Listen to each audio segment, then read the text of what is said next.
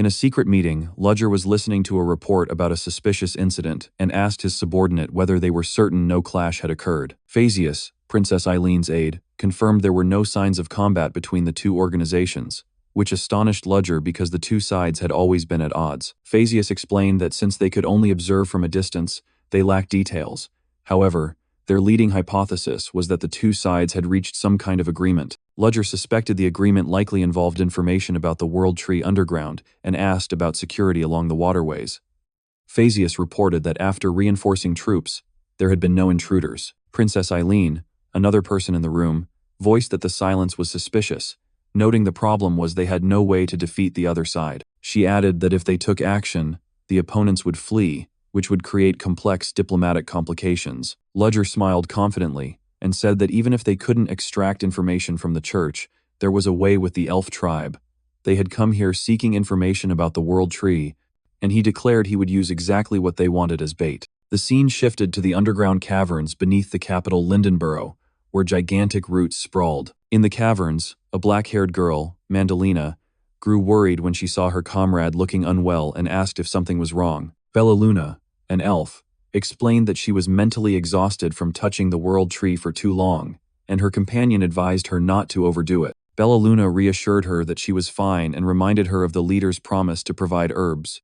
More importantly, it was a rare chance to touch the World Tree, and her enthusiasm made her companion uneasy. Mandalina doubted they could link with the Elf Kingdom from here, but Bellaluna explained that the World Tree's roots were interconnected like a dense network. Bellaluna said the security system was stringent, so it took her a while to get through it, but she was confident she would soon breach it. Green energy began to emanate from the roots. Mandalina, Bellaluna's companion, thought to herself that although she didn't know much about the World Tree, she understood that breaking the elf defense's network was an astonishing feat. She grew even more admiring of Bellaluna, and acknowledged that man Ludger had good reason to always keep Bellaluna by his side. Bellaluna finally completed the intrusion into the system and breathed a sigh of relief after pouring all her effort into it. However, her expression quickly turned troubled as she sensed things would get worse and began to reveal shocking information about the Elf Kingdom. Bellaluna disclosed that the Elf Kingdom had prepared for war, a revelation that left Mandalina utterly stunned and horrified. Mandalina asked in panic, "War? Are you sure?" And Bellaluna gave a wry smile, implying she too wished it weren't true. Bellaluna provided more details. Among the 7 influential houses in the Elf Kingdom, records showed the strongest house, Lefray, was mustering forces. Her comrade worriedly asked whether the war would break out soon. Bellaluna reassured her it would be okay for now, since there was no information about the other houses. Nevertheless, Lefray's movements indicated something was happening, and the companion asked Bellaluna if she had any idea why. Bellaluna revealed their terrifying plan, to use their power to transform the entire continent into an elf forest where trees could neither be felled nor burned, a pure environment made for them. Bellaluna disclosed another troubling detail. Although part of the data was locked, she discovered the elf tribe's tracking devices had been sending data to their kingdom, and the timing of the transmissions was immediately after they had been approached by the Lumensis Church. Mandalina was stunned to realize the truth. The church had been feeding information to the elf tribe. The conspiracy was bigger than they thought, and the other members of their group were not safe either. Meanwhile, in an alley in Leatherbelk, Sedina was walking with Alex and wondering why she couldn't go alone. Alex explained that the professor had asked him to accompany her, which surprised Sedina. Alex thought to himself that Ludger had told him to keep an eye on Sedina because of suspicious elf activity, but he chose to keep that secret to himself. Suddenly, Alex sensed something was off. His gaze sharpened. He whispered a warning to Sedina that someone was following them, and she panicked at the news. Alex reassured her that there were many people around, so they were safe for the moment, but he resolved to capture the follower to find out who they worked for. Alex told Sedina to go to a nearby restaurant and wait for him. The girl obediently agreed and entrusted everything to him. Sedina stood inside the restaurant looking out the window, while a cloaked figure lurked at the corner of the street. As soon as Alex left, the cloaked figure moved at once, rushing toward the restaurant. The stranger lunged to attack, but Alex was alert and ready to respond. Alex quickly unleashed a powerful water magic strike, halting the assailant's attack. The attacker suddenly spoke up, hastily insisting they were not an enemy, which surprised Alex. They pulled back their hood to reveal long elf ears and green hair, introducing themselves as Virano Dentis, a professor from Theorn. Alex remained cautious, asking why Virano was suspiciously dressed and following them. Virano explained she had to conceal her identity to approach carefully and avoid being spotted by them. When Alex asked who they were, Virano revealed that there were people hunting Lady Sedina. No sooner had Virano finished speaking than a loud explosion suddenly rang out from behind, startling them both. Both Alex and Virano were stunned. Virano shouted, asking where the blast had come from. Alex realized in horror that the explosion came from the restaurant where Sedina was. People were fleeing the smoking building in panic. Amid the chaos, Virano gasped as she spotted someone standing on the roof. It was a shadow warden, and he was carrying the unconscious Sedina on his shoulder. The scene shifted to a room in the safe house that night. Ludger had rushed in after hearing the news. Alex reported to Ludger that Sedina had been kidnapped in the alley behind. With a cold expression, Ludger said he had expected this to happen. That was why he had sent Alex with the girl and asked Facius to recount the details. Virano was surprised to see Professor Ludger present. Ludger reassured her the situation was urgent and that he would explain everything to her later. Ludger turned to Alex and asked why they had lost the enemy's trail, suggesting that losing them here meant another force had intervened, and he wanted to know who it was. Virano explained that the area was familiar so the chase wasn't difficult, but the Lumency's church suddenly appeared and blocked the way, causing them to lose the trail. Ludger fell silent. He had suspected the church was cooperating with the elves, but he hadn't expected their secret arrangement to concern Sedina's information. Virano was surprised that Ludger knew Sedina's true identity. Ludger admitted he had recognized it and thought hiding the girl would suffice, but things had spiraled out of control. As Ludger was about to discuss why Sedina had been abducted, the door suddenly burst open. Bellaluna burst in, breathless with urgent news. She had discovered why the Shadow Wardens were collaborating with the Lumency's church. Bellaluna was surprised to see Virano, another elf, there as well. Ludger sighed and decided they needed to clarify everything before continuing the discussion. Virano summarized the situation, confirming that a world tree had died in the capital Exilion and that Bellaluna had infiltrated it to gather information about the kingdom. Ludger confirmed this, adding that it was alarming because Bellaluna had never touched a world tree before. Then he asked Virano about the enemy's motive. Virano revealed that Sedina's captors were pureblood elves of the Shade Warden house, supported by the Lefray family, the caretakers of the world tree. The world tree. It enriches the surrounding land without consuming mana, allowing the elves to live in an era of plenty. However, everything changed when the original house, Flaunt, fell. The Lefray family gradually weakened and could no longer fully control the world tree, and the elves have since yearned to return to that golden age. The elves have since longed to restore that former glory. Ludger concluded that to recreate that era, they needed the power of the world tree, and to achieve that they planned to conquer the entire continent. News that shocked both Bellaluna and Alex. Virano confirmed this and disclosed the ultimate reason. They needed Sedina, who possessed the power of a seer. He admitted he already knew and had tried to remain silent to protect the girl, but he could not oppose fate alone. Ludger revealed a surprise. He had arrived in time not because he deduced it himself, but because someone had forewarned him. Virano asked if Ludger wanted to meet that person, as they had also expressed a desire to see him. The scene shifted to a carriage traveling through the city at dusk. On the carriage, Ludger asked Virano where they were headed, and Virano replied that it was no surprise. Virano revealed they were going to meet Miss Sedina's father, Wilter Roshen, at the Roshen family estate. The scene showed an extraordinarily lavish mansion.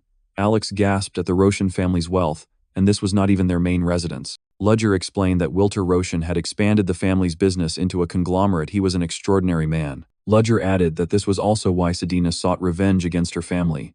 He coldly asked whether the family was glad the troublesome child had disappeared. Virano admitted he had thought the same before meeting Wilter Roshen in person and suggested Ludger see for himself and judge. When they arrived, a well-dressed, middle-aged man greeted them and thanked them for making the trip. The man introduced himself as the head of the Roshen family, Wilter Roshen, Sedina's father. Wilter Roshen, speaking as Sedina's father, expressed his gratitude, saying he had heard his daughter had caused trouble and wanted to show his appreciation. But Ludger would not accept the thanks. With a cold, furious tone, he bluntly questioned how a father could abandon his daughter so completely, an accusation that left Virano stunned. Wilter acknowledged Ludger's criticism and then invited him to accompany him to a place he wanted to show. They came to a greenhouse in the mansion's backyard. Wilter explained that he tended the place himself. Ludger sneered that it was an odd hobby for the head of a conglomerate. Wilter replied that he only did it in the little spare time he had. Wilter revealed the greenhouse had not originally belonged to him, which explained why it felt out of place. The original owner had been Sedina's mother, Wilter's wife, and he began caring for it after her death. Ludger bluntly asked whether the Shadow Wardens had killed his wife. Wilter quietly answered, no. Wilter explained that it was the moderate faction opposing the Lefray family. Virano looked confused, unsure what he meant. Virano explained that the moderates consisted of the Crown, Latex, and Florham houses families that wanted to avoid war and preserve peace, believing that protecting Flante's surviving members would help restore that house. However, restoration would require an enormous sum, while the Flante house has been exiled for a past transgression. This would surely spark conflict within elf society, and some argue it would be better to eliminate the source of that conflict. Wilter continued. The moderates approached his wife with an offer, seeking her help. They intended to use her as a puppet, exploiting the Flante family's traditions, but his wife refused to restore the house. She only wanted to tend this greenhouse and to have a happy family. Not long after, an assassination attempt occurred. His wife, already frail, was gravely injured. Her final dying words were only one sentence: "Take care of Sedina." Wilter explained that because the factions had not abandoned Sedina, who carried Flante blood, he was forced to forge her birth records.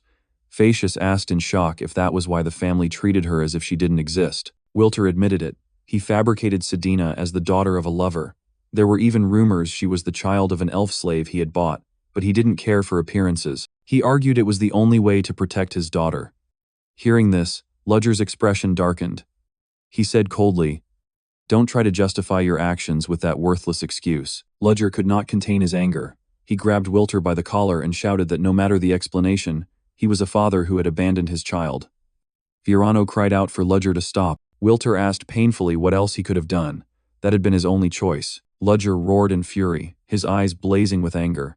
"You should have protected her to the end." Ludger's group stood stunned by his rage. They had never seen him lose his composure like that. The atmosphere grew extremely tense as Ludger and Wilter faced each other, one full of wrath, the other full of remorse. Ludger shoved Wilter back, saying it seemed he had wasted his time there. He turned his back and left, declaring he had nothing more to say and that he would have gone to rescue Sedina had he not come here. Wilter stopped Ludger, saying he had not summoned them to hear complaints, and that the situation could not be solved by haste alone. Wilter made an offer. He said he had many useful items in the mansion's storeroom and asked them to use whatever they needed.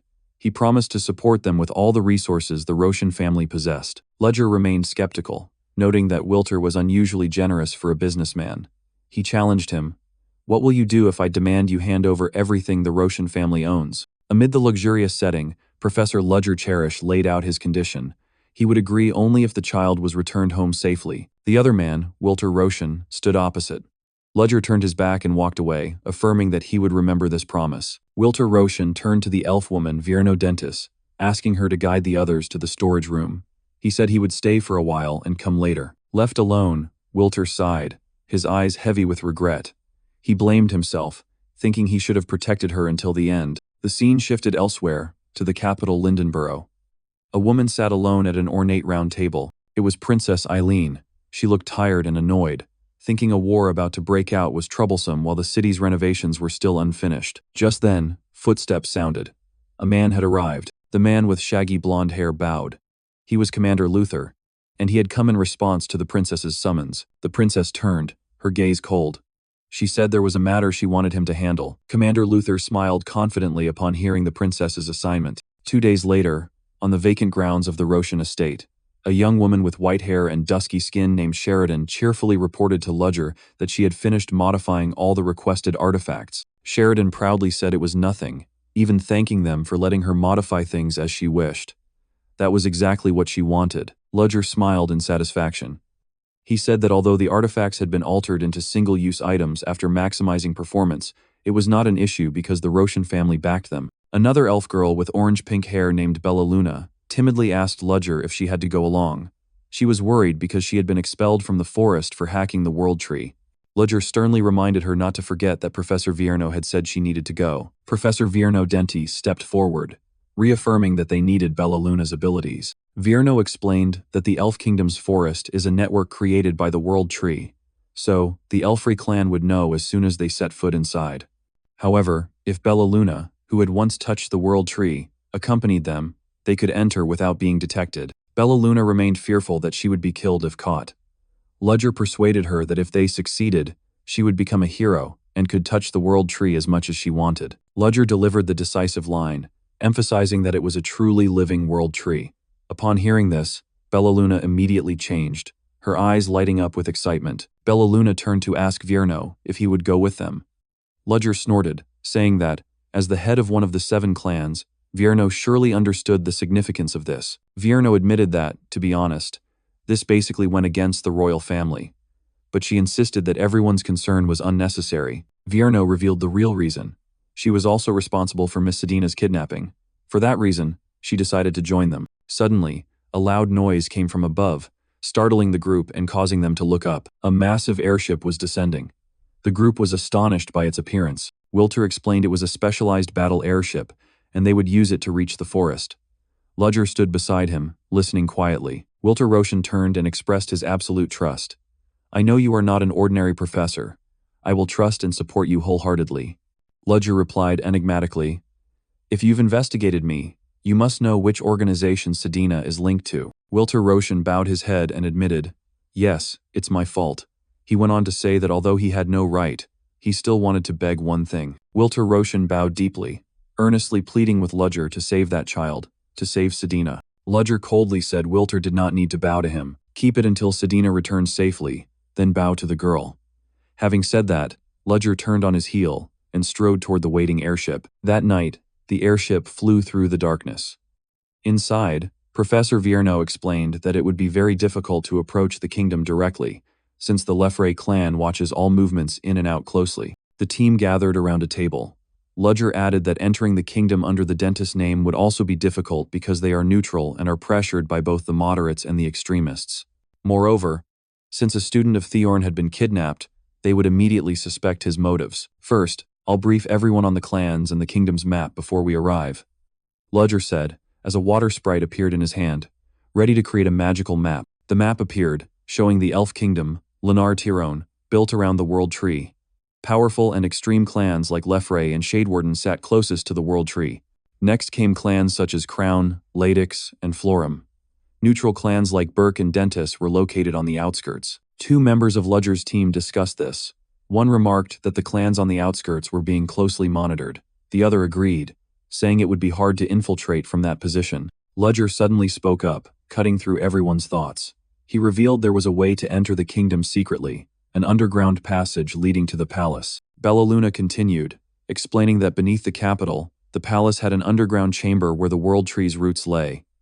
She knew the entrance, and they would take that route. Professor Vierno flinched, recalling that an old book had mentioned a sealed-off area. He asked in astonishment how Bellaluna knew about the place. Bellaluna sheepishly admitted she found the place after secretly hacking the World Tree, because if you hid there, no one could follow. Her innocent confession left Vierno and Ludger silent, sighing. Vierno rubbed his forehead, trying to regain composure. In any case, he thanked Bellaluna for the valuable information. He said that once they reached his clan's territory, they would make a concrete plan. The airship approached a grand city wrapped in greenery. The captain announced they could only bring the team this far. Getting closer would risk revealing the stealth mode. Looking out the window, Ludger said that was sufficient.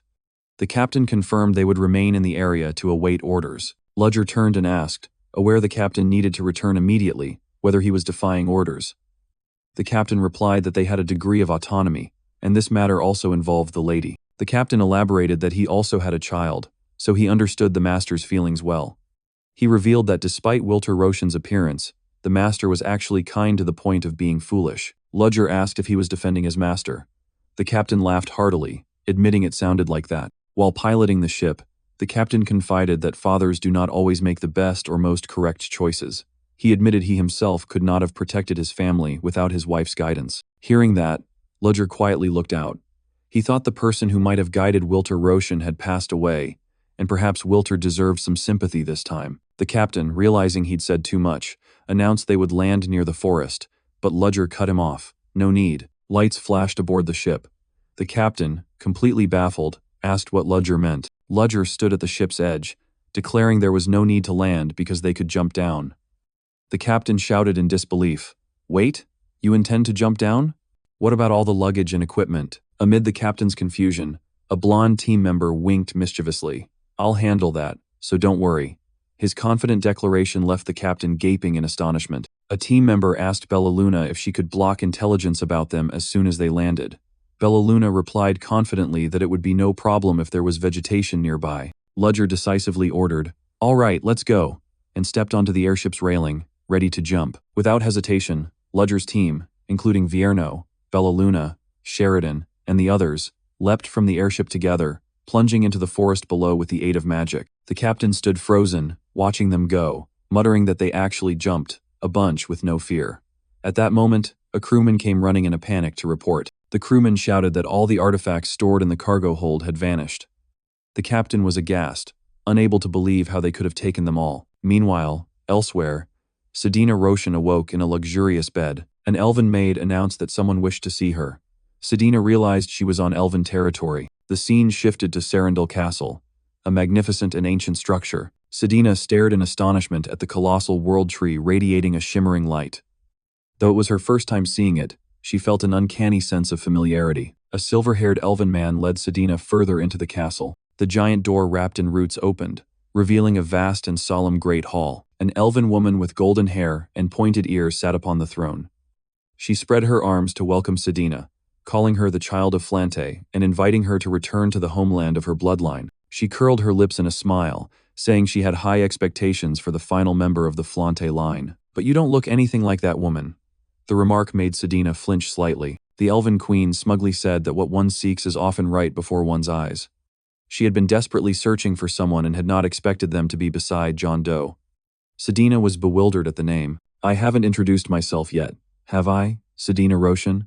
she said as her long, sharp fingers lifted Sedina's chin, declaring herself the highest authority here and the head of the Lefray clan. "I am the First Order of Darkness, Ventman Lefray." Ventman formally revealed her true identity, a powerful and dangerous leader. The scene returned to Ludger's team.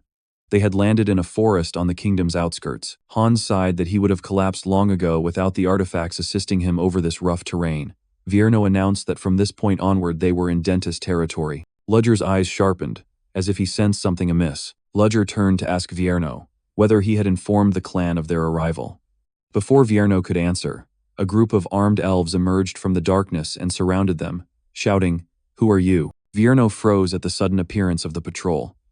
A female elven warrior stepped out from behind a tree. The warrior was Vierno's niece. Viela's expression was cold, sword in hand, truly wondering why her uncle was here. Vierno stammered her name, unable to believe his eyes. He asked if something was wrong, but Viela did not answer. She shouted, "Intruders," and ordered the soldiers to seize the whole group. Vierno cried out in shock, "Intruders? What are you doing?" The scene shifted to the dentist's estate, a stunning residence built around a giant tree, glowing in the night. Shortly after, Vierno was locked in a prison made of roots. He gripped the bars and demanded that Viela explain what was happening. At that moment Viela appeared.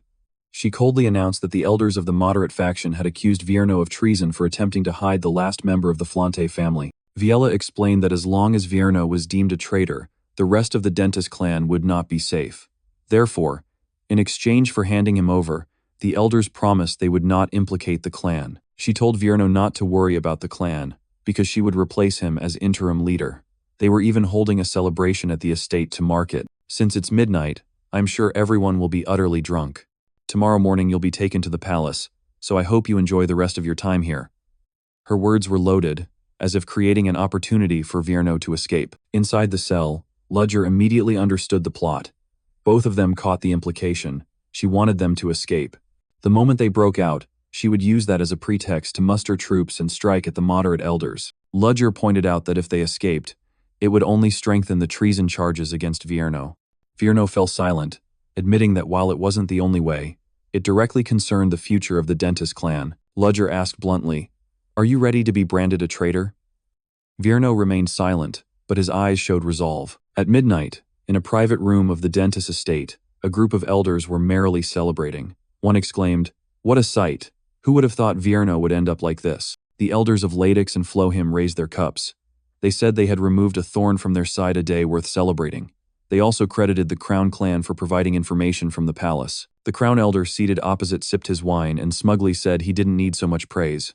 He mocked the Lefray for bungling things, how shameful. The Ladix elder wondered aloud that, according to reports, the World Tree's power would belong to the Lefray clan. The Crown elder waved it off, saying power cannot be seized by force alone, and urged everyone not to worry but to enjoy the feast. Just then, Viela entered. An elder cheerfully welcomed the interim head of the dentist clan and invited her to sit and join the celebration. Viela replied that she would be glad to sit and partake. The Flohim elder observed that everyone was, as expected, thoroughly drunk. Meanwhile, Viella was secretly scheming. Once she received word that her uncle had escaped, she would use it as a pretext to rally the troops. Suddenly, a whisper rang out directly behind the dentist elder. "Miss Viella, isn't the scheme you're attempting a bit too blatant?" The dentist elder spun around, utterly horrified. Impossible. She couldn't believe they had discovered her plot. Instantly, guards with drawn weapons closed in on her. The other elders laughed uproariously. They said her childish trick was too obvious. They knew she was untrustworthy, so they wouldn't trust her. Now, all that remained was for them to take control of the dentist clan. Viella bowed her head, her face full of remorse. She felt deeply guilty toward Vierno. She had wanted to share his burden, but she hadn't expected things to turn out like this. Decisive footsteps sounded from the door, drawing the attention of everyone in the room. Vierno entered with a composed demeanor. He looked around and said, "So it turns out you are all here." The Latix elder laughed loudly, mocking Vierno for escaping only to lead himself to his death. Viella cried out in alarm, "Uncle, why didn't you run?" Vierno looked at Viella, his voice still calm. "This was my mission from the start, so I'm sorry I made you do it, Viella. Now I will finish this." "No chance. Seize the traitor," the Latix elder shouted. A guard immediately lunged forward, swinging his weapon at Vierno. Facing the guard, Vierno simply snapped his fingers. Ventus Wolf. He summoned the Wind Wolf. A giant wolf of blue wind energy howled and charged the guard, sending him flying amid everyone's astonishment. The other elders at the banquet were so terrified they sprang from their seats, speechless at the fearsome power they had just witnessed. Vierno calmly said to Viella, "Viella, can you close your eyes and cover your ears for a moment?" Viella understood and immediately obeyed her uncle. Immediately, Vierno lunged into the cluster of guards. He moved with terrifying speed, effortlessly taking them down one by one with powerful strikes that left streaks of blue light in the air. Elder Flohim was frightened. He suddenly recalled Vierno's glorious past, that Vierno had played a crucial role in many wars. Vierno's fighting style was brutal and ferocious, so much so that even their soldiers were afraid. He was a spirit summoner, one who tamed spirits within his body, by assimilating them and using them to fight. Vierno stood amid the wreckage, looking down at Elder Latix sprawled on the floor. He taunted that she seemed not to have anticipated the extent of his power. She shouted threats that he would not escape punishment if he harmed them. "If you harm us, your treason will be undeniable. Do you not care what will happen to the dentist clan?" Elder Latix roared. But Vierno merely raised his hand, condensing spirit power, ignoring the threats. The other elders were struck dumb with fear. Vierno curled a lip. "You call it treason? Good idea." Vierno swept his arm. A beam of magic tightened around Elder Latix's throat and hoisted her aloft, his gaze icy. He said he had always felt disgust for kin who looked down on other species and considered themselves superior. That was why he had ignored the truth and fled. But I realized it was merely self-satisfaction born of my ego. Vierno's eyes flared. "So don't you think it's time to face the music?" "But first," Vierno growled, "you will pay for trying to defile my family." At the same time, elsewhere in the underground prison, Bellaluna panted, having fought the guards alone. Continuing from the previous chapter's events, after completing their mission, Ludger's group gathers at the dungeon exit. Alex wonders how things ended up this way and credits the artifact the leader gave him for finishing so quickly. Ludger reveals that he let Aether Nocturnus, a being of darkness, handle everything and only pulled out what was necessary when needed. Alex is surprised, asking Ludger whether Aether Nocturnus doesn't consume huge amounts of mana and how he could keep using it to teleport while escaping. Ludger explains he has been replenishing its mana by feeding it artifacts to preserve his strength for the upcoming battle. At the same time, Professor Virano appears and announces he has taken care of things here and arrested the elders. Ludger says that at last they have become outright enemies of the other clans and feels guilty for letting Virano handle it, but Virano insists it was unavoidable and admits they lack much power and that the timing seems a bit premature. Given the situation, Viella suggests they have no choice but to seek help from the Burke clan, the strongest of the 7 clans in terms of military might. Ludger is skeptical, noting that the Burke clan is known for not intervening unless there's a war, and he wonders whether they will help. Virano reveals a secret. The Burke have kept silent on matters until now, but if they discover that the Flante bloodline still exists, everything could change. Bellaluna asks whether, since they were punished because of the Flante clan, the Burke might hate Flante even more. Virano concedes that's a possibility. However, Virano emphasizes that the Burke hold a grudge against the Lefray clan, and they should exploit that. Whatever the outcome, contacting them is entirely worth the effort. Hans worries that if anything happens before they reach out, contacting the Burke could take time. He wonders whether they can connect with them immediately through the forest network. At that moment, a hand rises, drawing everyone's attention. Bellaluna unexpectedly speaks up, saying she can contact the Burke clan, a declaration that leaves Virano and the others stunned. Bellaluna begins to tell her story. When she was caught hacking the World Tree, she tried to flee through a cave, but soldiers waited at the exit and she thought she would be captured. Instead, it was Burke territory. Their chieftain appeared and rescued her, and even gave her a direct line of communication. Virano and the others fall silent at the revelation. Virano exhales, seemingly overwhelmed by the surprises, and decides not to press the matter further. An hour later in the dentist reception room, the group sits around a table and is informed that the Burke chieftain is personally coming to dentist territory. Ludger asks Virano if he knows the Burke leader. Virano replies there aren't many rumors about them and their role in the war a century ago was different. Virano adds that after the war, the Burke chieftain never boasted of their deeds or showed his face. He saw him from afar once, his features blurred and mysterious. Footsteps sound. Everyone curiously asks Bellaluna about the person she met, and she only remarks that he was rather singular. A soldier announces the Burke chieftain has arrived. Ludger and Virano turn to look. As the guest enters, he compliments the dentist's manner. Then Ambel Burke, chieftain of the Burke clan, appears with a confident, somewhat arrogant smile. Wasting no time, Ambel cheerfully approaches and pinches Bellaluna's cheek, asking how the little wanderer has fared in the outside world since leaving the forest. After the warm greeting, Virano politely thanks Ambel for coming. Without pretense, Ambel gets straight to the point and asks why they summoned her, preparing for the main discussion. Ambel finds the situation intriguing that they've even brought a human here. Ludger doesn't beat around the bush. He states that the Lefray chieftain has kidnapped the last surviving member of the Flante clan and asks if she can help rescue her. Hearing this, Ambel only utters a faint, "Oh," but Bellaluna at her side seems to sense the shift and flinches. Instantly, Ambel's demeanor changes. She throws an arm over Ludger's shoulder with a sly smile and, in a menacing tone, asks, "Did you just say Flante?" Ludger calmly confirms, naming the girl Sedina Roshan, a half-elf. Ambel brushes it off, challenging why they would ask her that when everyone knows why the Burke were expelled from the borders. Unfazed, Ludger replies firmly, "Of course."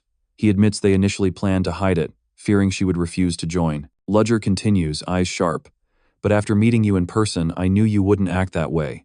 That's why I told you the truth." Ambel is silent for a moment, her gaze hidden behind the eye patch seeming to weigh each of Ludger's words. Suddenly, Ambel laughs loudly and announces she will help the chieftain of the dentist clan. Virano and the others are stunned, stammering, "Really? Just like that?" Virano, still surprised, says he assumed she still harbored hatred toward the Flante clan.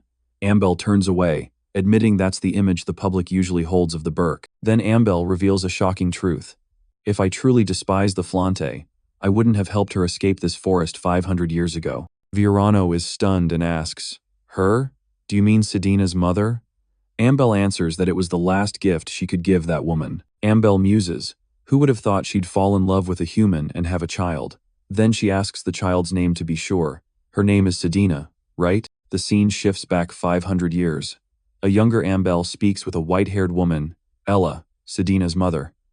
Ella, worried about being pursued, nonetheless thanks Ambel for helping her. Ella optimistically says she might find the love of her life in the outside world. Ambel teases her, saying Ella has turned down every noble suitor. Ella dreams aloud of having a sweet daughter and suddenly asks Ambel to name the child, though it's a bit early. Ambel, surprised, replies, "Me?" Ella explains that in the human world the role is called a godmother. She wants Ambel to do it because she is like both sister and mother to her. Ambel smiles, strokes Ella's hair, and says she can't imagine someone like Ella having a daughter. After a moment's thought, she says, "Sedina." Sedina sounds nice. Ella beams with joy and thanks Ambel for the beautiful name. The memory ends. Back in the present, Ambel, lingering in the memory, smiles and says, "All right, tell me your plan how you intend to rescue that child." Sometime later, Ambel stands alone on the balcony, gazing into the distance. Ludger approaches and remarks, "Interesting, most elves don't smoke." Ambel replies that she has a keen interest in the human world. They look out over the garden together. Ambel says she never imagined such things could be fashioned from ordinary forest plants. Ludger asks, "You kept humans out, don't you hate them?" Ambel admits she has lost much to humans, even an eye, but then wonders what hatred would accomplish. Ludger agrees, eyes distant, recalling Ella's old words that they should leave the forest to see the wider world. He says his travels have taught him many things. Ludger continues, Compared to that world, the elves' forest is essentially no larger than a well. The elders here still bicker over trivial matters, Ludger deduced. But if that child is the last survivor, then Ella. Ambel replied coldly, the neutral faction killed her. Ludger could only breathe. I see. So that's how it ended. Ambel turned, eyes sharp. Although the dentist chieftain was present, you were the one leading the conversation. That means you're responsible, isn't that so? She continued. Seeing the soul you hide beneath your clothes, I can tell you're not ordinary. I also sense another source of power that is not yours. Ludger thought in amazement.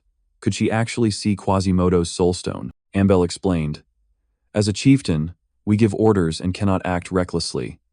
You, on the other hand, can move about freely. Ambel scoffed. So that's why you rescued the child. If I could have gone, I would have. But I'll leave this to you. Ambel warned sternly. Failure will not be forgiven. Understood? Ludger replied calmly. I didn't come here out of arrogance. Ambel decided, I'll send people use them as you need. Ludger, slightly surprised, asked, how could you trust me from the start? Is that your real motive for summoning me? Ludger thought to himself that hashing out details would be a hassle. Ambel, as if reading him, called out, don't worry. He's from outside. I'm sure you'll get along. Another man slowly approached. Ambel said, ah, he's here. Ludger turned and was utterly shocked when he recognized the newcomer. He blurted, you. The scene cuts to a meeting of 3 noble houses. A voice announces that they failed to take over the Dentist clan. Melfin Crown, head of the Crown clan, elderly man with a long white beard, explained that the elders were spared only by Virano's mercy, though they now look close to death. Darish Ladix, head of the Ladix clan, a hot-tempered, dark-skinned man, slammed the table in anger and shouted that Dentist had dared touch the elders and that this amounted to a declaration of war. Darish remained furious that the current situation was caused by Dentist. Melfin responded that Dentist's forces are weak, but one must not underestimate their loyalty. Faria Floheim, head of the Floheim clan, bespectacled, scholarly-looking man, noted that reports confirm Dentist and Burke have allied. If they are to make them pay, their faction must prepare thoroughly. Melfin said there was a more pressing issue they needed to focus on. Faria explained that because the Lefray clan has obtained Flante blood, they will move to seize full control of the World Tree. Darish realized that if that happened, the 3-clan alliance would be meaningless. They concluded there was no choice but to eliminate the last descendant of Flante. The 3 chieftains agreed in unison, declaring there was only one path: gather their forces and march on Serindel. Meanwhile, deep within Serindel Castle, at the place called the Throne of Roots, the cradle of the World Tree, a lone figure stood amid a pool of glowing water. A retainer reported to a blonde woman, Lady Ventman, the situation is dire. The neutral faction has begun raising an army. Miss Ventman sneered, saying she had given them the chance to take over Dentist and they failed. Now they resort to threatening her faction by using the Flante survivor as a pretext. Ventman stepped out of the pool and asked the retainer if the Flante child had been securely hidden. He replied that the girl had been locked away in the tower. The retainer draped a cloak over Ventman and remarked that she seemed uneasy about the child. Ventman snorted coldly. Of course, having a child with that bloodline still alive. Ventman explained that the pool is the safest method to access the World Tree. However, even using it, she can touch only the surface of the tree's consciousness. She added, but Flante blood is different. They can hear the World Tree's voice without approaching it and possess a mysterious power. Ventman thought to herself that, unpleasant as it was, Flante blood was necessary to reach the World Tree's deepest consciousness. If the World Tree awakened, world domination would cease to be a dream.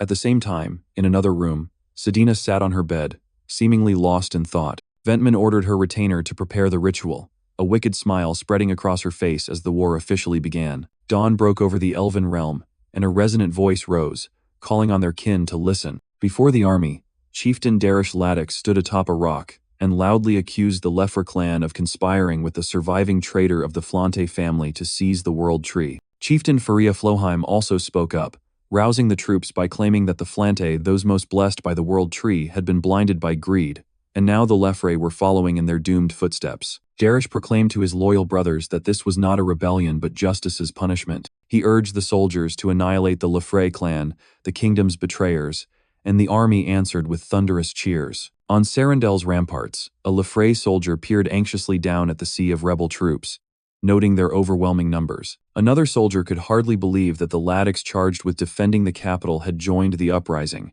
He wondered if they could prevail when so outnumbered. A commander tried to steady the troops, urging them not to fear. No matter how many the enemy was, they could not breach the walls. He reminded them their duty was to protect Serindel. Just then, a frantic soldier ran in to report that another army had gathered at the western gate. The commander, stunned, wondered if the three noble houses had split their forces. The soldier reported they were troops of the Burke and Dentist clans. The commander froze, surprised that even neutral houses had joined the fray. Perched on a tree branch, Ambel observed that the neutral faction seemed hurriedly deploying all the soldiers they'd been hiding. Virano beside her said it was the best they could do. Virano worried that even if the enemy split their forces, their defenses would remain strong. He said they needed to finish this as quickly as possible to avoid further losses. Ambel looked ahead and taunted the Lefre chieftain. "I'm sure you're watching us through the world tree, aren't you, Chieftain Lefre? End this bitter feud once and for all." On the other side, Ventman remained with her eyes closed in the pool. At Serindel's eastern gate, troops stood ready for battle as cheers rang out. A commander ordered the archers not to let any of them scale the walls and to keep firing. Opposite them, another commander urged his men on, shouting that if the walls fell, the camp's collapse would only be a matter of time. He commanded them to storm the walls at all costs. Meanwhile, at Serindel's western gate, Ambel and Virano watched. Ambel realized the battle at the eastern gate had begun. A soldier tried to stop Ambel, warning it was dangerous to go alone. She brushed him off, saying not everyone needed to break the gate together. Ambel declared confidently, "I can do this alone, so protect me," and strode toward the gate by herself. From the battlements, a commander shouted, demanding the Burke chieftain withdraw his troops or face retaliation. Ambel sneered mockingly, "Foolish. Did you think I brought them here for a picnic?" The furious commander barked, "Fire." A rain of enchanted arrows streaked toward Ambel. Instantly, Virano chanted from behind, "Ventus Wolf," conjuring a wind vortex that intercepted the incoming arrows. With Virano's support, Ambel charged forward, sweeping aside the remaining arrows with her sword as if they were nothing. She concentrated all her strength into the blade, and brought it down in a devastating strike aimed squarely at the sturdy gate. The massive stone gate shattered into fragments from a single strike, leaving the soldiers on the battlements dumbfounded. Virano gasped in amazement, "You broke the gate with one blow. What incredible power." Ambel laughed, "Intriguing, isn't it? It's a technique of compressing and releasing energy. I learned it from a young swordsman when I wandered beyond the forest long ago." Ambel wore a triumphant smile, declared the gate open, and ordered the army to charge. Meanwhile, Ventman remained in the pool, thinking to herself that everyone was making foolish choices and failing to see that her actions served the race's greater good. She was confident she didn't need to stop them outright. Merely delaying them would secure her victory. Yet one question nagged at Ventman. When had the Dentist chieftain entered the forest? Ventman reflected that there were no traces of Virano at the forest's entrance, yet he appeared within her domain. She sensed something amiss and knew she had to uncover the truth. Then a revelation flashed through Ventman's mind. The one who deceived her and the World Tree's eye, the one who aided the Dentist chieftain, was a mysterious cloaked figure. The image of that figure, Ludger under the alias John Doe, appeared in Ventman's vision as she realized the truth. Ventman roared in fury, "I can't believe you came this far. It seems you, too, refuse to let the Flante bloodline be lost." Ventman sprang to her feet, her face flushing with excitement. She was confident she now knew John Doe's location and intended to turn this place into his grave. Meanwhile, in a garden, Sedina suddenly felt a terrifying murderous aura. She sensed the entire forest trembling, a warning that a battle was about to erupt. At once, one of the hooded figures seized Sedina, gruffly ordering her not to be distracted and to keep moving. The gray-haired elf man only watched coldly. From above, Ludger's scout raven spotted Sedina's group. It immediately signaled the others that the target was right below and urged them to advance quickly. Suddenly, a strange sound echoed from the sky. Everyone looked up in astonishment and alertness. Hans, in the form of a colossal spirit beast with pristine white fur and radiant golden antlers glowing with an ethereal blue light, appeared unexpectedly. Riding the beast was Alex. The spirit beast's arrival stunned the hooded men, who couldn't fathom why it had come. In his spirit beast voice, Hans called Sedina's name loudly, saying he had come to save her. Sedina collapsed to the ground, looked up, and recognized the familiar voice of Senior Hans. Hans urged Sedina that there was no time to explain. He would buy her time, so she must quickly climb onto the beast's back. Hearing this, Sedina dashed toward him. The gray-haired elf refused to let them escape easily. He ordered his subordinates to capture the flanty child Sedina at all costs. Alex stepped forward to block him.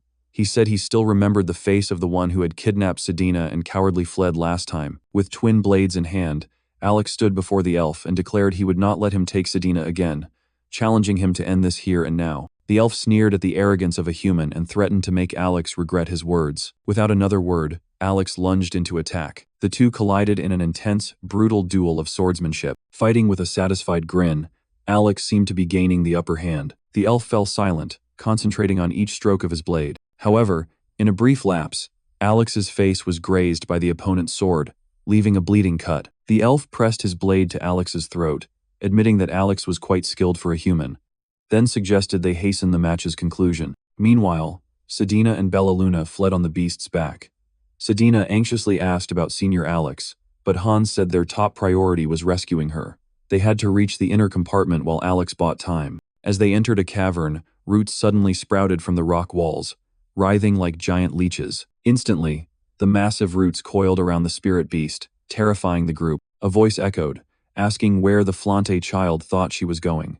Sedina, frightened, recognized it as the voice of the Lefray clan chief. Sedina panicked at being discovered. Hans was equally desperate as the roots surged in, cutting off their escape. At the critical moment, a hand radiated brilliant green magical light, as if preparing to cast a powerful spell. Bellaluna raised her hand and unleashed a blinding beam of light, producing a massive explosion of brightness. She briefly seized control of the World Tree's power and urged everyone to use the chance to act. The spirit beast roared in defiance. The allies' attack had created enough chaos to give them an opening to escape. A massive energy blast erupted, but it still couldn't fully break the roots' hold. From within the writhing roots, a giant bud-like creature emerged, and inside it Hans and Sedina lay bound. It taunted that their simultaneous appearance with John Doe couldn't be a coincidence, they must be his underlings. The blonde woman Ventman appeared with a smug smile. She hadn't expected John Doe to bring someone capable of meddling with the World Tree. She revealed she had seen the hooded girl when the girl touched the roots of the dead World Tree. Bellaluna froze, baffled at how Ventman had arrived so quickly. Ventman explained that the World Tree's power wasn't limited to observation. If its roots could reach a place, the one who controlled it could arrive there instantly. With that, Ventman used a root to seize Bellaluna. She admitted the girl's skill but said it was a grave mistake to think she'd be safe here. Sedina and the spirit beast were bound as well. Ventman said she had planned to tear them apart at first, but had since changed her mind. She grinned wickedly and declared she would bring them all to the cradle and kill John Doe before their very eyes. Ventman turned and called for Verborn, ordering him to take the human if he was still alive to the cradle. Cut to Alex, defeated and lying at the gray-haired elf's feet. The elf obeyed Ventman's command without hesitation. Both Hans and Bellaluna were flung to the ground by the roots, helpless and unable to fight back. The entire rescue party, Alex included, were captured and thrown before Ventman. She began weaving a spell over the surface of the pool ahead of her. Suddenly, Ludger's location shimmered and appeared within the water's surface. Sedina cried out in astonishment. "Professor," Ventman scoffed, telling Sedina to watch closely the final moments of John Doe, the one who came to rescue her. At that moment, at Ludger's position, the ground began to crack open. Roots burst up from the earth, lunging at him. Seeing everything unfold, Sedina screamed, "No!" in despair, convinced her professor had been captured. Ventman coldly bid John Doe farewell, utterly certain of her victory. Sharp spikes pierced the body of Ludger, the man posing as John Doe, blood spraying everywhere. Sedina screamed again in horror and despair. "Professor!" Ludger's body was hoisted high by the spikes, a grotesque, tragic spectacle. Ventman laughed savagely, mocking that this fate suited John Doe perfectly. He always loved to perform, and this was the price. Contrary to Ventman's glee, Hans in his spirit beast form remained silent, merely observing. Then he curled his lips into a knowing, subtle smile. He understood full well that the man impaled was not John Doe. Ventman's smile abruptly died when a familiar voice spoke from right behind her. She spun around, eyes wide, horrified to realize the charade had ended, and that she herself was the pawn. The Professor John Doe appeared directly behind Ventman to her astonishment. He said coldly, "I've fooled you." At the sound of the familiar voice, Sedina turned back in stunned joy, tears welling in her eyes. Indeed, it was the Professor. He had arrived to save her. Sedina shouted his name in happiness while Ventman stood, unbelieving. One of the hooded henchmen shouted Ventman's name as a warning. Before he could act, Alex, who had seemed defeated, delivered a crushing kick that knocked the man out. Alex rose, dusted himself off, and laughed that expensive healing salves really did work. His body had recovered instantly. He boasted about having a wealthy sponsor, leaving the gray-haired elf sprawled on the ground, speechless. Far from the earlier one-on-one fight, Alex quickly turned the tide after recovering. He even taunted the gray-haired elf to stop worrying about the others and focus on their duel. promising to give him a real beating. Meanwhile, the professor pressed a sharp blade to Ventman's back. She stammered in disbelief. She had seen him die with her own eyes, while the professor coldly replied that he had expected her ambush. That's why he had used a decoy, and Ventman slowly began to realize the truth. Ventman's face drained of color. She ground her teeth as she understood how thoroughly she'd been fooled. At that moment, Helia appeared perched on a root, a girl with half-black, half-white hair holding a small parasol. Ventman erupted in rage, roaring, "Helia!" In the prior exchange before the event, it turned out Ambella had sent Helia to aid Ludger. She thought knowing each other would make negotiations easier. Ludger asked Helia what she was doing there. She replied mischievously that she came because Ambella asked her to. Helia added that beyond the favor, she also disapproved of Ventman's actions and proposed a temporary alliance on the principle that the enemy of my enemy is my friend. The professor listened in silence to Helia's offer, weighing it carefully. The professor warned Helia not to get in his way. She only smiled and said she'd take that as encouragement. Back in the present, the professor stood before Ventman, who was panting, and explained that high-ranking elves were arrogant and prone to let their guard down when they had the advantage. He knew she would act the same. He elaborated that while Ventman was complacent, members of his team used an artifact to send a signal, enabling him to ambush her. He admitted that if she'd been more cautious, his group could have been in grave danger. The professor concluded by thanking Ventman for walking straight into the trap. Her arrogance was the cause of her downfall. Ventman could only gnash her teeth bitterly, stunned that she had been bested so easily. Ventman collapsed to the ground, utterly defeated. Sedina stood nearby, witnessing everything. The professor turned to Sedina, reached out his hand, and gently said, "All right, let's go home, Sedina." Sedina answered joyfully, "Yes, Professor," her face alight with happiness and trust. But just as they were about to leave, a dark, eerie voice rang out from a shadowy circle. By whose command? The hooded ally shouted in terror, warning them to get out immediately. A new threat had emerged. Both the professor and Sedina spun around, their reunion's joy instantly replaced by extreme tension. From where Ventman had fallen, countless roots burst up from the ground, wrapping around her body. The professor hastily pulled Sedina behind him to shield her. Ventman slowly rose in a new, more monstrous form. The professor stared in shock, unable to believe she was still alive and had transformed into that shape. She had become a monster with glowing eyes and a horrific grin.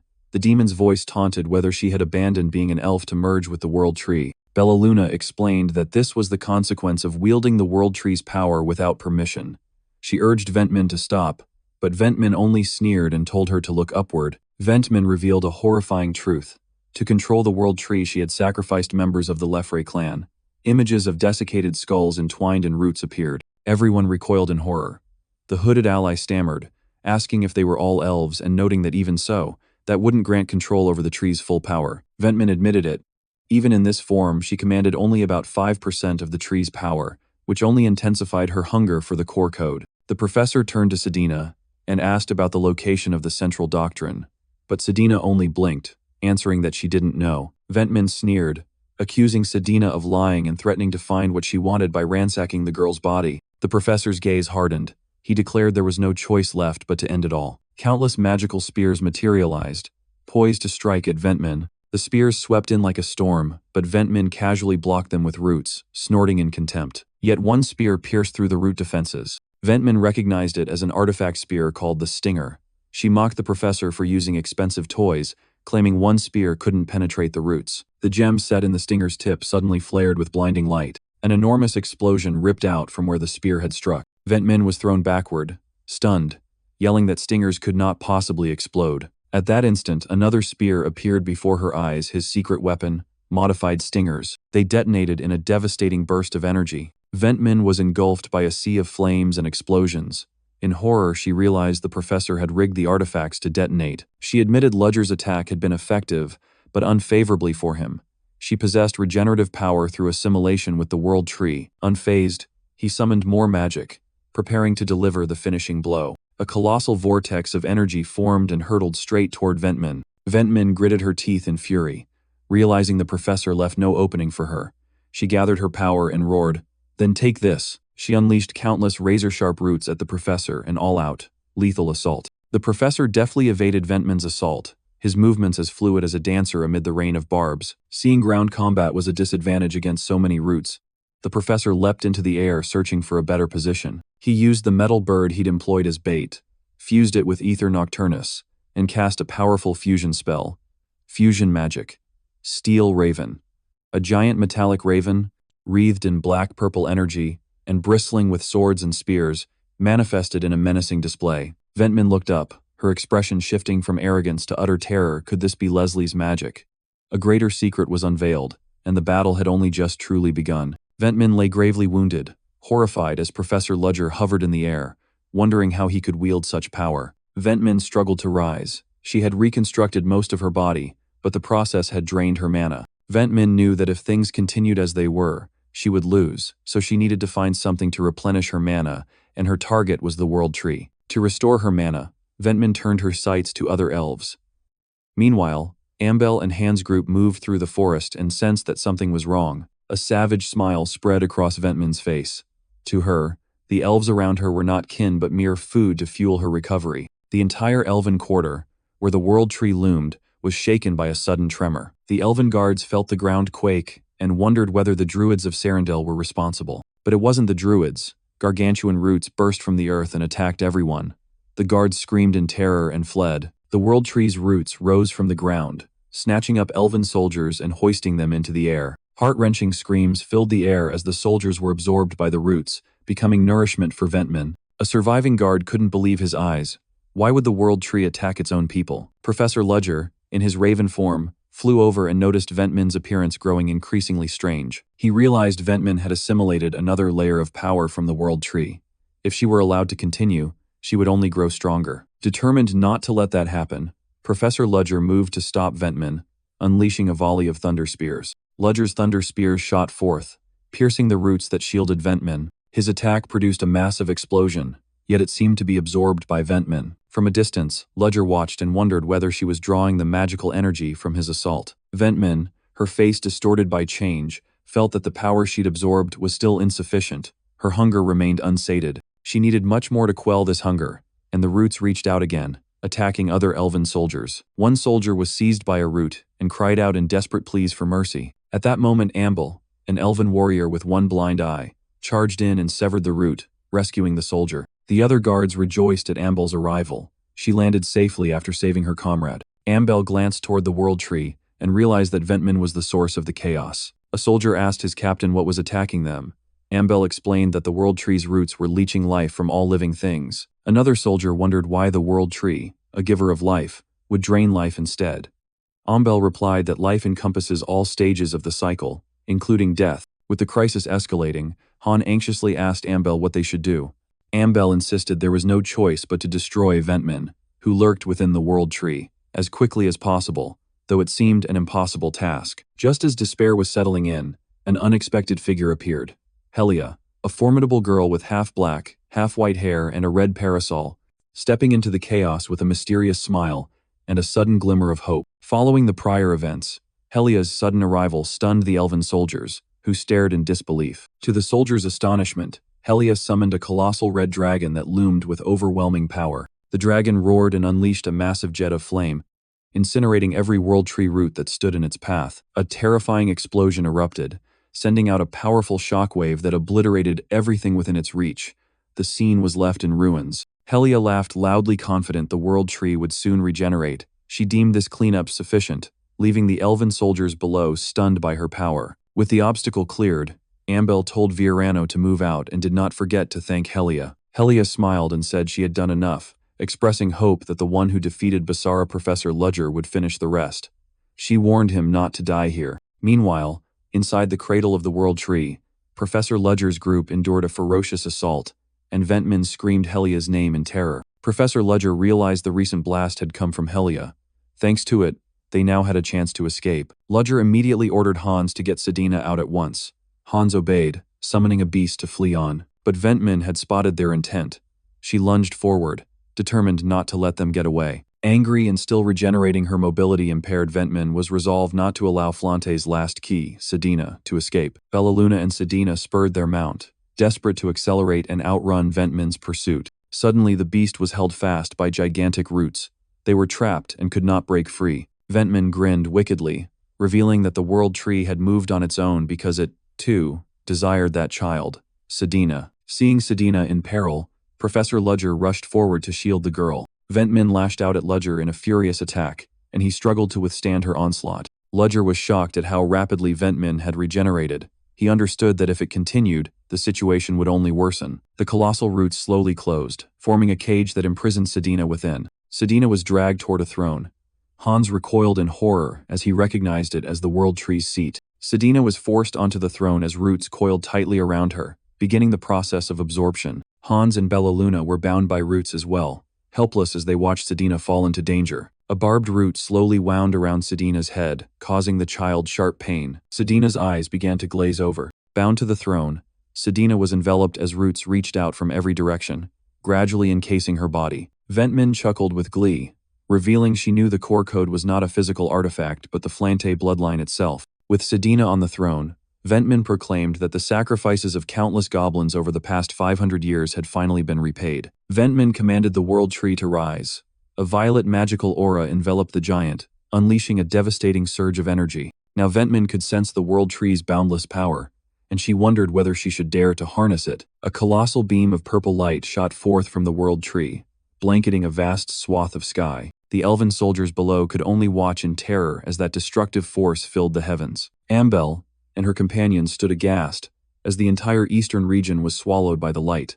She knew the moderates there had likely been wiped out, and that they had no time left to hesitate. Inside the World Tree, Hans and Bellaluna were also stunned by the explosion and the vast radiance, astonished by the tree's true might. Professor Ludger felt the energy on an entirely different level. He understood why the elves revered the World Tree as a god. Ventmin laughed maniacally. What she had just unleashed was only a fraction of the power. With it, she truly could ascend to godhood. After displaying her power, Ventmin fixed her gaze on Professor Ludger, sneered at him as an insect, and prepared to strike him down. Elsewhere, Serendel's southern gate lay shattered, the bodies of the guards strewn across the ground. A lone surviving guard trembled with fear, stunned that the palace gate had been destroyed by a single blow. He cried out in desperation, asking who the mysterious attacker looming before him could be. At the same time, outside the cradle of the World Tree, a pool of blood stained the floor. A gray-haired elven warrior, one of Ventmin's subordinates, lay with a wounded arm. His opponent, a blonde warrior named Alex, taunted him, remarking that he looked worse for wear after a single strike. Ventmin's subordinate realized Alex was growing stronger at an astonishing rate even amid the fight. Leaving him no time to recover, Alex surged forward to attack. They clashed, and Alex's swordsmanship, masterful and precise, completely overwhelmed his foe. Ventmin's subordinate watched in astonishment at Alex's movements. He realized Alex had perfectly mirrored his own technique and was now using it against him. Bound by loyalty to Ventmin, he knew that if he failed to kill Alex now, Alex would become a grave threat, so he resolved to stake his life to eliminate him. He roared and fought with the desperation of someone defending the only reason he had to live. Alex was taken aback by his opponent's fierce determination. In the opponent's eyes, Alex saw something familiar. Like him, this man was fighting for someone he deeply cherished. That recognition made Alex falter. Memories of his own past sins flooded back as he questioned whether he deserved to be compared to such steadfast loyalty. He recalled his selfish, cold actions toward the one who had trusted him until the end. He told himself that without meeting his leader, Professor Ludger, he had no right to measure himself against this loyal opponent. The memory brought him back to a rain-soaked day, when he collapsed in an alley and was found by Ludger. But now Alex had true friends and someone he willingly chose to follow. For those people, he could not afford to lose. Renewed resolve surged through him. Alex poured everything into a final strike, evaded his enemy's blow, and unleashed the decisive cut. Alex's blade cut a deep wound across Ventmin's subordinate. The opponent crumpled, and Alex stood there as the undisputed victor. To the fallen man, Alex said he would not offer apologies. He too had his reasons for fighting to win. He acknowledged it had been a worthy duel, a final show of respect to his adversary. In his last moments, the subordinate admitted defeat and apologized to Lady Ventmin for failing to be of use. Back inside the cradle, Professor Ludger now faced the full, terrifying might of the fully awakened World Tree. Countless beams of energy shot from the World Tree.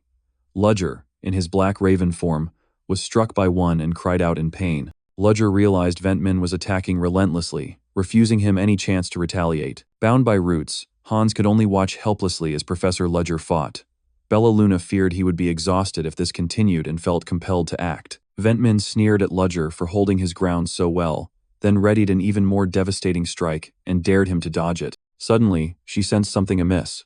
Suspicion flashed across her eyes. Ventmin perceived someone approaching, not a goblin, but a human.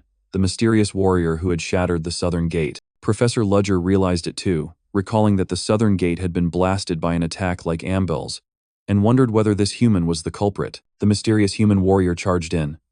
Ventman declared that whoever he was, no one would be allowed to enter and walk away alive, as Roots lunged to strike him. With a single hand, the mysterious warrior effortlessly blocked every rushing Root. He unleashed a colossal surge of golden light, its force making the surrounding air tremble. The beam struck Ventman head-on, leaving her no time to react. A terrifying explosion tore out, destroying part of the world tree's trunk. Ventman was blasted backward, her body smoking from the unexpected strike. Professor Ludger stood stunned, wondering where the light had come from and silently relieved it had not hit Sedina.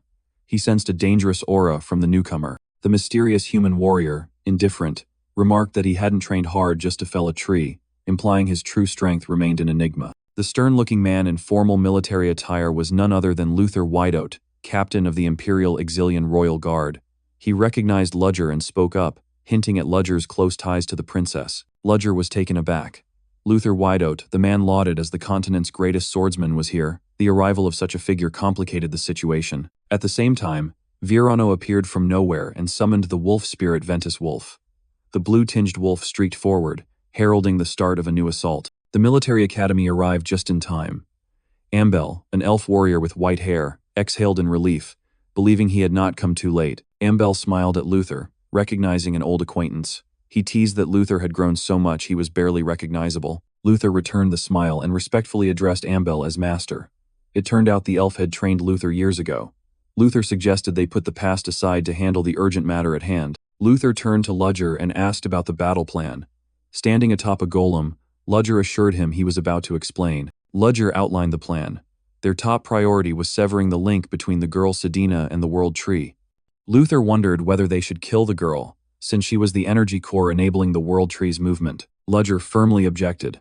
He insisted they must save Sedina at all costs, no exceptions. Ludger smirked at Ludger's stance but offered a grim caveat. If things went to their worst, they might have no other choice. Virano, another elf mage, sided with Ludger.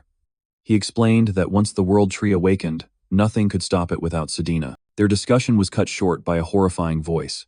Dark energy enveloped the surrounding branches, signaling the enemy's return. Ventman Lefray appeared in a corrupted half-tree, half-human form, smiling savagely. She taunted them, declaring she would not let them reach the throne easily. Virano recoiled in horror at Ventman Lefray's twisted form. He feared that in that state she would soon reach Sedina. Ludger replied coolly, showing steely confidence and resolve. "Leave it to me." Ludger took to the sky and proclaimed his role. He would provide support and pave the way for the knights that was the duty of mages since time immemorial. Ludger ordered Hans, the stag spirit, to link his mana to him. Hans obeyed instantly. With power drawn from an ancient relic and Hans's abundant mana, Ludger created a state that let him cast any spell without prior preparation. He unleashed an ultimate magic, Magia ex Machinum.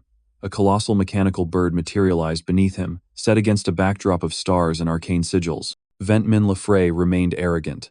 She mocked Ludger's bravado and dared him to keep flailing in vain. Ludger focused energy at his fingertip, preparing a devastating magical strike. A grade 6 spell, Oceanic Icebreaker, was activated. A massive ice warship was summoned from the magic circle. Ventman Lefray showed a flicker of surprise but sneered, confident that a mere spell like Oceanic Icebreaker could do nothing to him. Her taunt was cut short. Not one but 5 majestic ice warships rose, leaving her momentarily stunned. Her shock quickly turned to rage. Ventman roared that regardless of their number, she would crush them all. Ventman howled in fury and unleashed her dark energy, forming countless golden energy spears determined to obliterate Ludger's ice fleet. Ventman's energy spears slammed into the ice ships with violent impacts, triggering massive explosions that shook the area. After the strike, Ventman burst into laughter, confident that no matter how impressive Ludger's attack was, it could never rival the power of the world tree. Ludger merely smirked. Coldly, he said Ventman wouldn't know the outcome until she actually faced it. Almost immediately, another grade 6 magic circle manifested. Ventman froze, unable to believe her eyes. Ludger unleashed his second grade 6 spell, Blazing Great Flame Realm.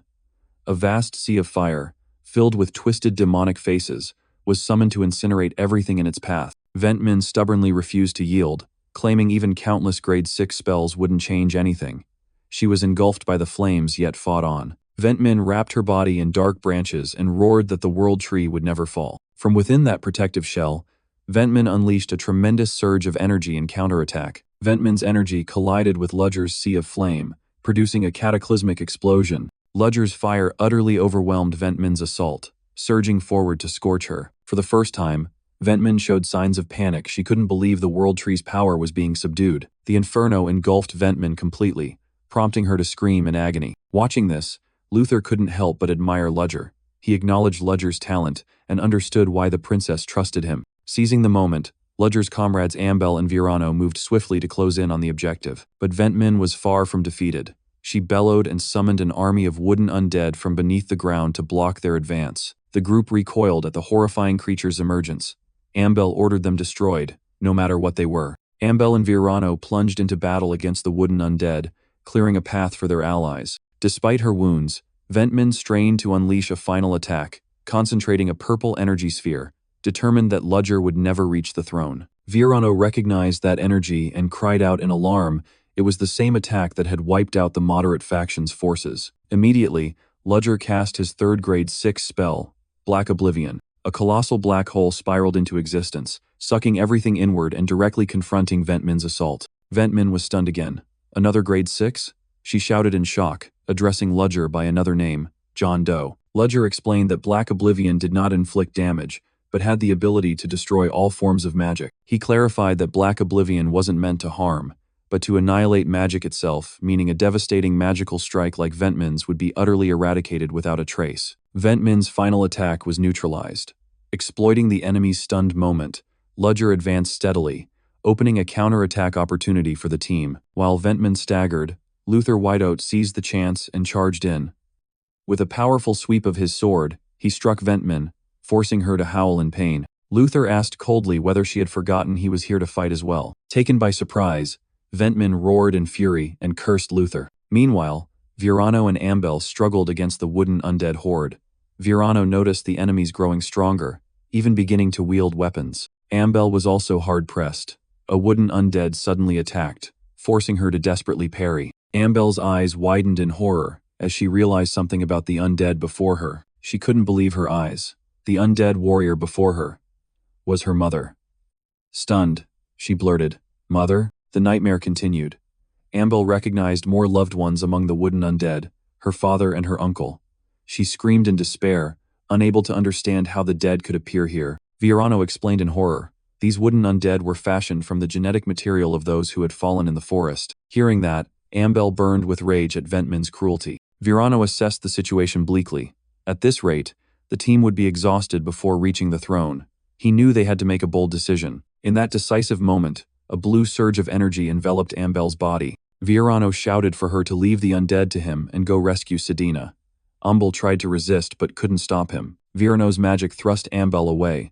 Though she was furious at his impulsive act, the priority remained rescuing Sedina. Ambel surged forward like an arrow, roaring for Virano to hold on as long as he could. She poured all her strength into slashing at the wall of roots blocking their path, determined to carve a bloody way through. Ambel roared with exertion, channeling every ounce of power into the strike. At last, the root barrier shattered.